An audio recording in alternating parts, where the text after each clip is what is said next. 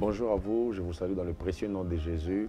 Très heureux en ce début de semaine de vous présenter encore Exomate ici à Innov TV. Que Dieu vous bénisse, vous tous qui vous fidélisez à ce programme, vous qui prenez l'habitude de nous suivre régulièrement dans chaque numéro, dans chaque session, dans chaque occasion favorable qui se présente à vous.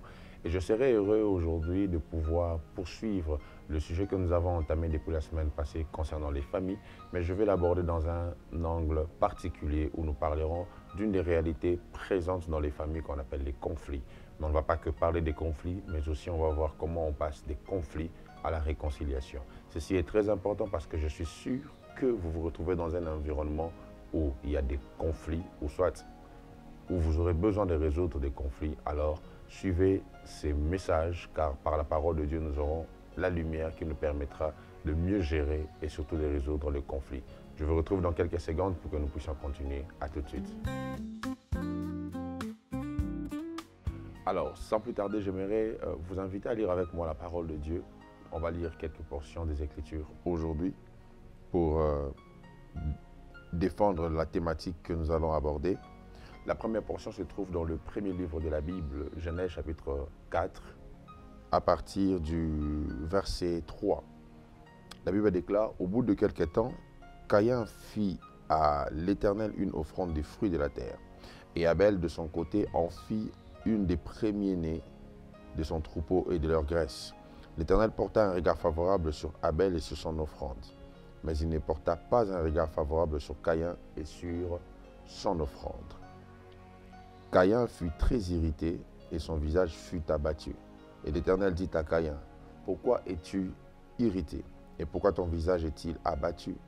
Certainement, si tu agis bien, tu releveras ton visage, et si tu agis mal, le péché se couche à la porte et ses désirs se portent vers toi, mais toi domines sur lui. » Cependant, Caïn adressa la parole à son frère Abel. Mais comme ils étaient dans les champs, Caïn se jeta sur son frère Abel et le tua. Le deuxième texte que j'aimerais nous demander de lire se trouve dans Luc chapitre 12, le verset 52. L'évangile selon Luc, chapitre 12, le verset 52 jusqu'à un peu plus bas. Écoutez ce que dit la parole de Dieu. Luc chapitre 12, à partir du verset 52, la Bible déclare, « Car désormais, 5 dans une maison seront divisés. 3 contre 2 et 2 contre 3. Le Père contre le Fils et le Fils contre le Père. La mère contre la fille et la fille contre la mère. La belle-mère contre la belle-fille et la belle-fille contre la belle-mère. » Je vais finir par Jacques chapitre 4. La Bible déclare dans Jacques 4 à partir du premier verset, « D'où viennent les luttes et d'où viennent les querelles parmi vous? N'est-ce pas de vos passions qui combattent vos membres? Vous convoitez et vous ne possédez pas. Vous êtes meurtriers et envieux et vous ne pouvez pas obtenir. Vous avez des querelles et des luttes et vous ne possédez pas parce que vous ne demandez pas. Vous demandez et vous ne recevez pas parce que vous demandez mal dans le but de satisfaire vos passions. » Les conflits font partie des réalités que l'on retrouve pratiquement dans toutes les familles, dans tous les regroupements humains, si je dois le dire ainsi. Dans la société, vous verrez que la réalité des conflits est une réalité très présente qui se présente ou qui s'immisce dans la manière de vivre des gens, dans la manière de gérer les relations entre les humains. Les conflits sont très, très, très imminents. Déjà, vous devez savoir que le conflit est une forme de combat ou de division qui se crée suite à des controverses qui se constatent. À chaque fois qu'il y a conflit, il y a controverse. On ne partage pas les choses de la même manière, on ne voit pas les choses de la même manière et on n'arrive pas à trouver des terrains d'entente et du coup, ça engendre des conflits. Les conflits font partie des choses que nous voyons vraiment presque sur toute la terre. Je suivais des informations hier et je voyais comment est-ce que Israël est en train d'être bombardé. Un conflit qui date des années. D'ailleurs, je prie que Dieu fasse grâce parce que ça donne l'impression de nous emmener vers une troisième guerre mondiale. Et j'ai suivi cette nation iranienne qui prévoit faire un bombardement qu'ils n'ont jamais eu à faire. Et ils disent que c'est le bombardement le plus terrible qu'ils n'ont jamais eu à faire contre Israël depuis que cette guerre a commencé. Les conflits. Notre pays est en guerre à cause des conflits. Les conflits sont très présents. Les conflits sont à la base des frustrations. Les conflits sont à la base des divisions. Et la Bible nous fait voir ici même l'un des premiers conflits de la Bible, parce qu'il y a d'abord celui d'Adam et Ève qui a été créé par le serpent. Et après cela, leurs enfants, Abel et Caïn, ont aussi été en conflit parce que Dieu a apprécié l'offrande d'Abel et a refusé celui de Caïn. Cela a été à la base d'un conflit entre ces deux frères. Les conflits sont tellement présents dans la société, les conflits sont tellement présents en tout et dans toutes les couches. D'ailleurs, dès les premières lignes de la Bible, on voit la description de la conséquence d'un conflit. Genèse chapitre 1 dit au commencement, Dieu créa les cieux et la terre était informe et vide. Il y avait un chaos, donc il y avait une destruction. Conséquence d'un conflit, parce que c'est la chute du diable qui a emmené ce chaos sur la terre. Donc, un conflit a eu lieu même au ciel, vous voyez ça? Donc, j'aimerais déjà vous dire, ne pensez pas que si ça vous arrive d'avoir des conflits, vous êtes un homme, je ne sais pas moi, conflictuel nécessairement.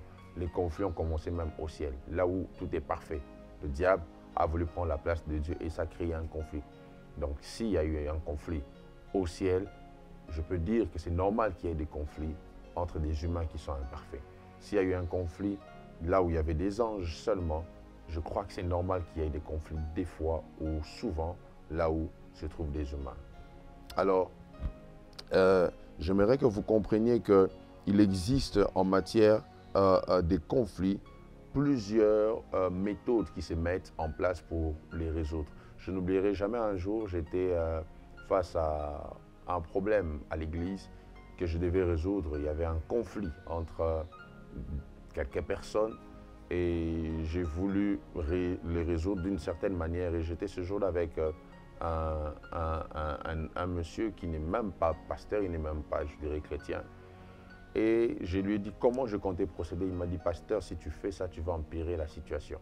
Il m'a dit, voici comment vous devez procéder. Faites comme ça, comme ça, comme ça, comme ça. Et vous allez facilement résoudre le problème sans engendrer d'autres conflits. Et il m'a dit une phrase que j'avais beaucoup aimée. Il m'a dit, la gestion des conflits est l'une des choses qui peut permettre à une entreprise de monter ou de s'éteindre. Donc, la gestion des conflits est l'une des choses qu'il faut vraiment apprendre à faire pour ne pas amplifier les conflits en cherchant à les résoudre, mais plutôt donner des solutions qui éteignent le conflit. Et dans toutes les sociétés du monde, il existe des conflits. C'est pour cela que le leadership nous apprend à être les meilleurs gérants des conflits. Et dans plusieurs sociétés, on observe que la violence prolétarienne, ou soit la violence des pauvres, change l'aspect des conflits, car lorsque les pauvres sont opposés aux riches, la gestion est souvent inéquitable, parce que vous verrez ça même dans des cours et tribunaux, lorsque un pauvre est victime au devant d'un riche, la force du riche peut faire que le conflit finisse en sa faveur. La société est même remplie de plusieurs déviations en ce qui concerne la gestion des conflits.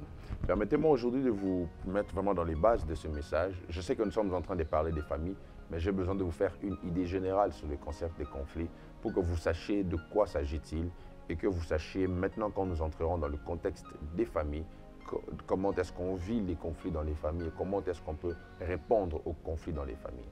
Alors, en posant mes bases aujourd'hui, mes fondations aujourd'hui, j'aimerais vous dire qu'il existe 4 types de conflits, si je dois le dire ainsi.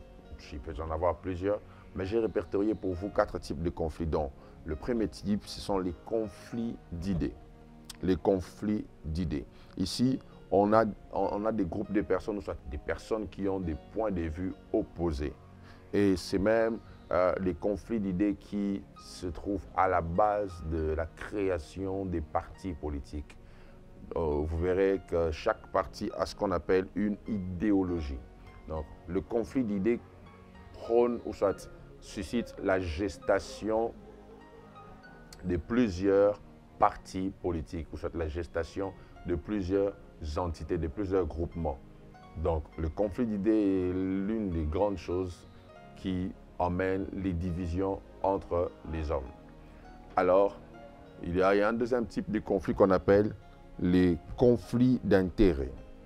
Les conflits d'intérêts aussi divisent les gens, où chacun se bat pour avoir plus, chacun veut avoir une position, chacun veut avoir le meilleur fruit, soit les meilleurs bénéfices dans un projet, dans une chose. Le conflit d'intérêts est aussi l'une des choses qui divise la société. Troisième type de conflit, ce sont les conflits des personnes. Les conflits entre les hommes directement comme ça. Et le quatrième type de conflit, ce sont des conflits de position. Et vous vous rendez compte que les conflits de position sont une conséquence des conflits des idées. Parce que quand on a des conflits de position, c'est qu'on a eu au départ des conflits d'idées. Imaginez qu'on a eu une divergence en termes de pensée et chacun crée son camp et tous nous nous battons pour avoir la position de direction parce que nous avons déjà une divergence d'idées et chacun veut faire de son idée l'idée principale, la pensée, je ne dirais pas la pensée unique, mais mettre sa pensée au niveau élevé pour que tout le monde puisse suivre sa voie. C'est ce qui conduit à des élections où vous voyez les gens mettre des millions de dollars pour avoir la position. Le conflit de position est un conflit qui peut vous consommer beaucoup d'argent. Et d'ailleurs, j'aimerais le dire comme ça avant d'aller plus loin. Il y a certains conflits dans la vie qui vous font gaspiller de l'énergie. Certains conflits qui vous arrivent vous font perdre simplement du temps. Certains conflits vous prennent même de l'argent. J'ai vu dans ma vie des gens capables de mettre des milliers de dollars pour nourrir un conflit. J'ai vu des gens capables de mettre des millions de dollars pour alimenter un conflit, pour détruire l'autre.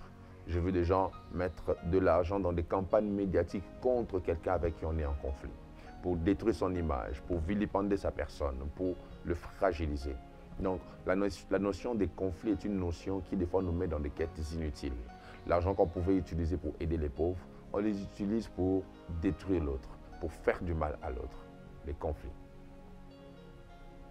Et la Bible nous fait voir aussi certaines sources même des conflits, parce que je vous ai parlé des types de conflits. J'aimerais commencer à chuter aujourd'hui en vous parlant des sources de conflits. Lorsque nous lisons Jacques chapitre 4 que nous avons lu, je ne suis pas allé avec plus loin, on est en train de voir certains éléments qui sont à la base des conflits, ou soit certains éléments qui font naître des conflits entre les hommes. Et parmi ces choses, la Bible cite les passions et les désirs égoïstes. L'égoïsme est l'une des choses qui engendre le conflit. Quand on veut avoir et que l'autre ne puisse pas avoir, automatiquement, on crée un conflit d'intérêts. L'égoïsme. La Bible parle de cela dans Jacques chapitre 4. Aussi, la Bible parle de la convoitise. La convoitise. Pourquoi on doit toujours avoir le regard vers ce que l'autre a en ayant envie de l'avoir pour nous. La convoitise est l'une des choses qui emmène à des conflits. La convoitise. Jacques en a bien parlé et j'aimerais même le dire comme ça. La convoitise est l'une des choses qui est à la base de la sorcellerie. La plupart d'endroits où vous verrez la sorcellerie opérer à outrance, il y a toujours une sémence de convoitise. La convoitise emmène la sorcellerie. Quand tu te mets à envier ce que l'autre a, au finish, tu risquerais de développer un mauvais cœur parce que toi, tu ne l'as pas. La sagesse, c'est d'apprécier, ou soit la maturité, c'est d'apprécier ce que Dieu a donné à l'autre. Même si vous aimeriez bien l'avoir, commencez par apprécier avant de désirer. J'ai bien dit désirer, pas convoiter. Aussi, Jacques a parlé des mauvaises intentions. Okay? Les mauvaises intentions sont aussi à la base des conflits. Les conflits ne sont pas provoqués que par des mauvaises actions, mais aussi par des mauvaises intentions. Caïn avait de mauvaises intentions. Il dit à son frère de sortir du champ et dès qu'ils sont sortis, il a tué son frère. Pourquoi? Lui, il avait réussi là où lui avait échoué. Son frère avait réussi là où lui avait échoué. Les mauvaises intentions sont aussi à la base des conflits. Aussi, l'infidélité. L'infidélité peut être à la base des conflits, surtout dans le cadre conjugal. Je crois qu'il y a des tâches que l'infidélité laisse qui ne peuvent s'enlever même si le pardon entre. Ces tâches enlèvent la confiance. La confiance, j'ai souvent l'habitude de dire que c'est comme une gomme. La gomme efface les écrits, mais elle diminue plus qu'elle efface. Donc la confiance peut enlever les erreurs, mais plus on utilise la gomme pour enlever les erreurs, la gomme est en train de diminuer. Donc on risquerait d'arriver à un niveau où il y a une totale perte de confiance. Voilà là les sources des conflits dans le cadre général tel que la Bible nous le présente. Que ce soit dans les relations humaines, que ce soit dans des groupes, que ce soit dans des entreprises, que ce soit dans des églises, les conflits sont souvent provoqués à cause de ces choses. Et ma prière vraiment est le vœu de mon cœur parce que quand je parle des familles ici, ce n'est pas que ceux avec qui nous avons un lien sanguin, mais c'est aussi tous ceux avec qui nous partageons des valeurs ensemble, avec qui nous travaillons dans le même cadre, tous ceux avec qui nous passons du temps. Ils constituent déjà notre famille. Donc, il est important pour nous de comprendre comment se font les conflits et comment on peut les gérer ou les résoudre et même surtout comment on peut les éviter. Ça sera vraiment le centre d'intérêt que Dieu nous aura donné à partager ensemble dans Exomate en cette semaine qui nous fait finir le mois de juin. Alors, je serai heureux au prochain numéro d'aller un peu plus en profondeur avec vous pour découvrir les conflits, comment les gérer, mais surtout comment passer à la réconciliation après les conflits. Que Dieu vous bénisse. On se retrouve au prochain numéro.